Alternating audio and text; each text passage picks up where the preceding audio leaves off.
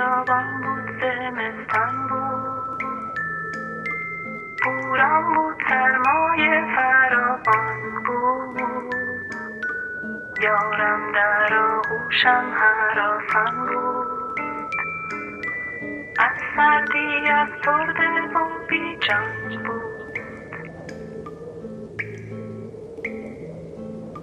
در پیش آن سیمین بر خشکه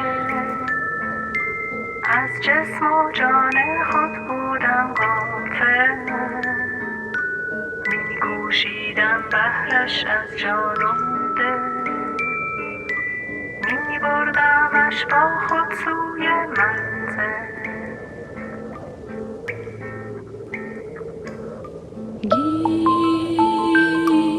گیسویش